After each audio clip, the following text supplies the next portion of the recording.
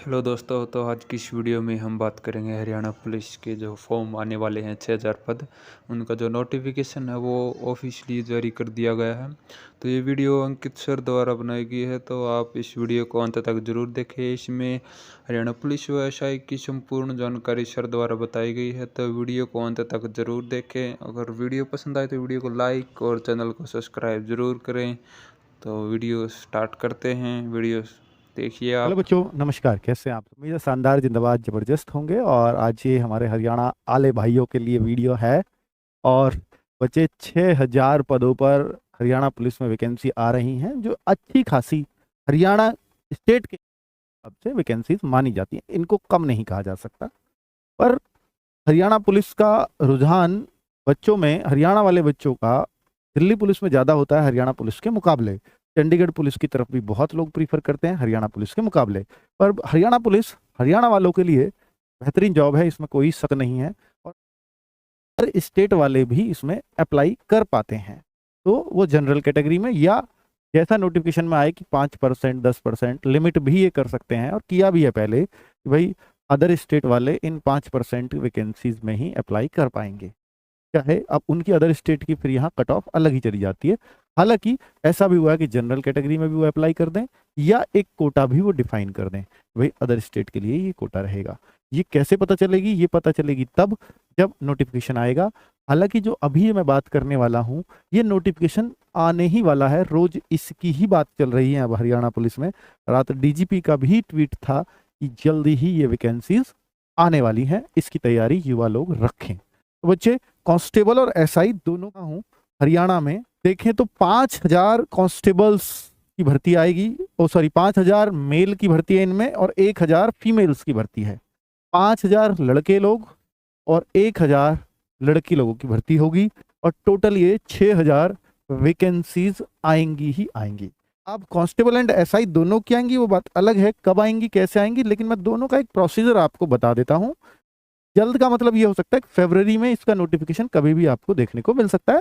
जब नोटिफिकेशन आएगा तब भी मैं एक डिटेल्ड वीडियो बना दूंगा, ताकि आप लोगों को कोई समस्या ना हो। लेकिन मैं इसलिए पहले बना रहा हूं कि आप हरियाणा पुलिस की तरफ अगर रुझान कर रहे हो तो आपको ये पता होना चाहिए कि मुझे क्या पढ़ना है और कैसे पढ़ना है। ठीक है, चलिए। क्योंकि अब वैकेंसी आने के बाद पढ़ाई के लिए उतना समय किसी भी वैकेंसी में नहीं मिलता। तो अगर आप हरियाणा पुलिस के लिए में भर्ती होना चाहते हैं तो फिर आपको अपनी तैयारी शुरू कर देनी चाहिए। चलो, ये एक उचित समय है। तो जनरल की यहाँ पर जो एज होती है वो 18 से 25 होती है जनरली।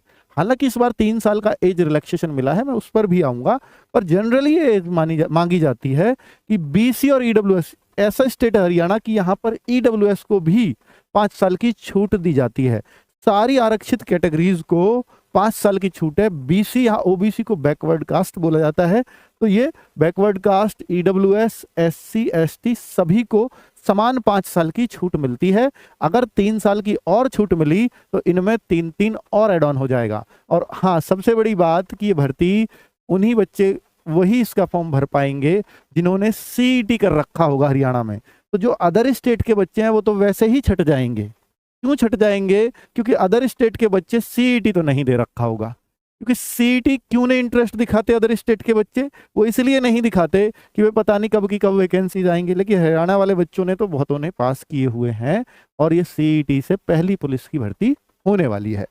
चलो, अब मैं एसआई के लिए बात करूं तो ये बिना एज में छूट के है। ये तो 21 से 27, 21 से 32 और 21 से 32 इन कैटेगरीज के लिए।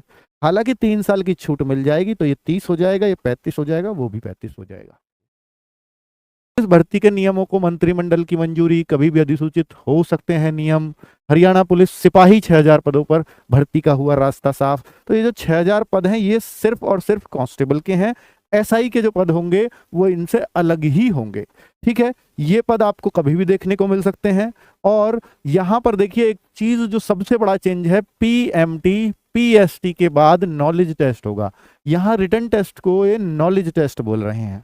तो पहले, अब तक नहीं होता था। अब तक तो पहले एग्जाम होता था फिर फिजिकल होता था। इस बार क्या है कि पहले मापतोल है, फिर उसके बाद दौड़ वगैरह है, और फिर उसके बाद एग्जाम है। चलिए, तो पूरा इन्होंने चेंज किया है इस बार इस पैटर्न को। जो 3 साल की छूट है, तो हरियाणा के मुख्यमंत्री मनोहर लाल ने पुलिस भर्ती के लिए उम्मीदवारों को उम्र में 3 साल की छूट दी। ये क्लियर कर दिया गया है बच्चों कि 3 साल की छूट हरियाणा पुलिस में घोषित कर चुके हैं मुख्यमंत्री। ये बातें लगातार इस भर्ती की चल रही हैं और जाहिर सी बात है कि भैया इलेक्शन से पहले चल रही हैं, तो इलेक्शन की आचार संहिता फरवरी में कभी भी लागू हो सकती है, तो ये उससे पहले ये पद आएंगे। भर्ती चाहे इलेक्शन के बाद हो, वो बात अलग हो सकती है, ठीक है, लेकिन यहाँ इलेक्शन के माध्यम से ये भर्तियां जरूर निकाली जाने वाली हैं। तो पे स्केल 21,700 से 69,700 लेवल 3 होता है कांस्टेबल के लिए। और बच्चे अगर एसआई की बात करें तो ये पे स्केल है और लेवल 6 होता है सब इंस्पेक्टर का। तो यानी 3 लेवल ऊपर होता है सब इंस्पेक्टर, क्योंकि इससे ऊपर कांस्टेबल से हेड कांस्टेबल 4था लेवल, एएसआई का 5वां लेवल और एसआई का 6ठा लेवल होता है बच्चों, ठीक है। सैलरी ये एक बेसिक सैलरी है, इस पर एचआरए और ये आपका डीए वगैरह लग के ये कांस्टेबल की सैलरी आपकी बन जाती है 35-40 हजार रुपए, ठीक है। अगर मैं एसआई की बात करूं तो यही सैलरी आपकी 55-60 हजार रुपए। Qualification for constable 12th pass plus CET, Haryana का सीईटी क्वालिफाइड किया होना चाहिए 12वीं लेवल का, तभी आप इसमें जो है अप्लाई कर पाओगे। बिना सीईटी के नहीं अप्लाई कर पाओगे बच्चों, तो यहां से बहुत भीड़ छट जाएगी, ठीक है। जिन्होंने सीईटी पास नहीं कर रखा, मान लो पहले हुआ है अब सीईटी, भाई साल भर तो सीईटी को हो गया, तो अब जो नए बच्चे होंगे जिनकी अभी एज हुई होगी 18, तो वो लोग तो भर ही नहीं पाएंगे ना। तो इस तरह से ये फॉर्म्स की संख्या काफी इसमें कम हो जाएगी। चलो बिल्कुल ही नहीं भर पाएंगे, 5% कोटा भी अगर दे दें तो वही फुलफिल नहीं हो पाएगा अदर स्टेट से, तो क्योंकि 5% लोग तो क्या नहीं देते, सीईटी भी नहीं देते अदर स्टेट से आके। अब मैं सिलेक्शन प्रोसेस बता देता हूं जो नाव यानी अब है।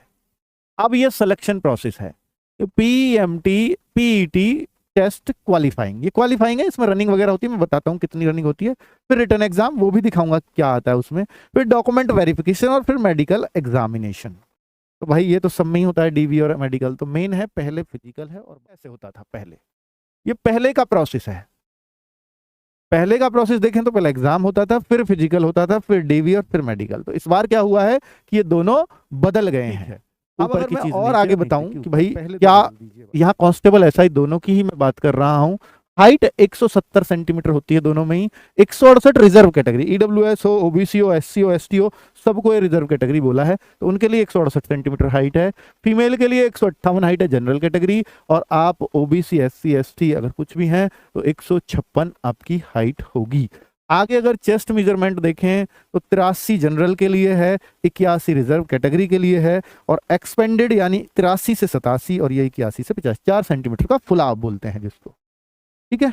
आगे अगर देखें बच्चों कि जो फिजिकल है ये तो था पीएमटी फिजिकल मेजरमेंट टेस्ट, और एक है पीएसटी फिजिकल स्टैंडर्ड टेस्ट, यानी यहां पर आपको सिर्फ रनिंग करनी है, दोनों काम आपके एक दिन हो जाएंगे। तो भैया मेल को 2.5 किलोमीटर दौड़ना होता है 12 मिनट में, फीमेल्स को जो 1 किलोमीटर की रनिंग 6 मिनट के अंदर कंप्लीट करनी है। अगर आप एक्स सर्विस मैन हैं तो आपको भी 1 ही किलोमीटर दौड़ना है 5 मिनट के अंदर।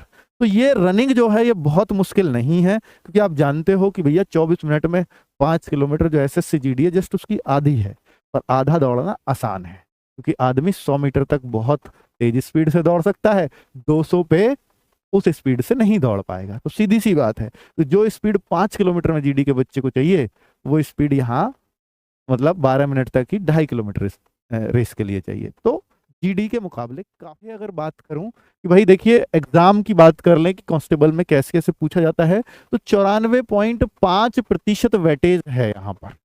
जो एग्जाम है वो 100 क्वेश्चन आएंगे और 94.5 मार्क्स होंगे, तो यानी एक क्वेश्चन जो होगा वो 0.945 मार्क्स का होगा एक क्वेश्चन।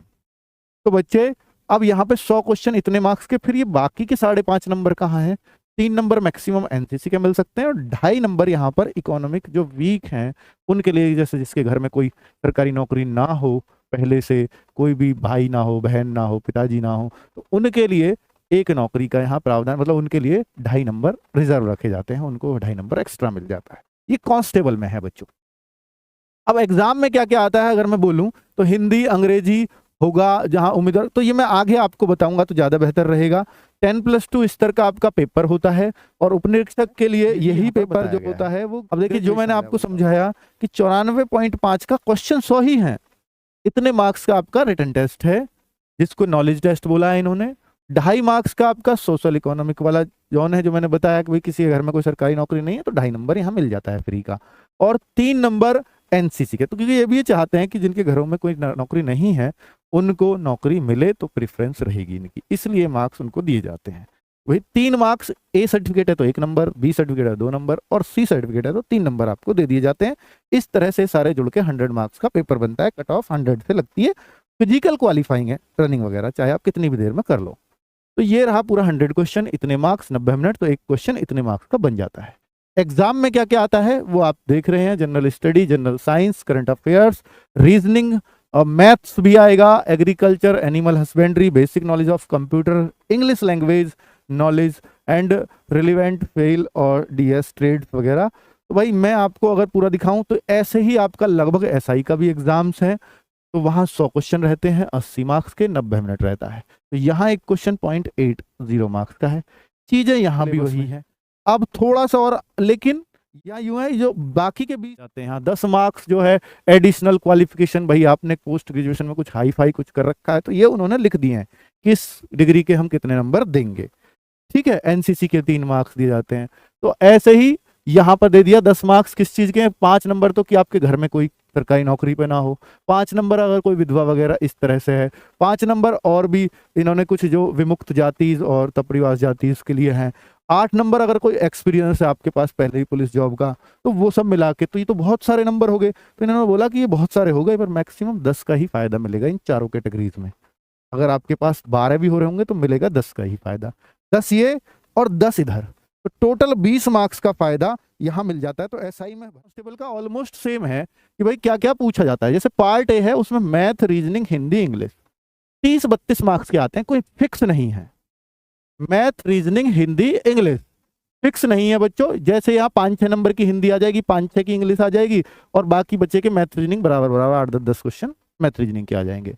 पार्ट 2 में हरियाणा जी के जो काफी अच्छी संख्या में होती है, तो करीब 25 से 30% पूछ ली जाती है एग्जाम में, तो 25 क्वेश्चन इसके हो जाते हैं।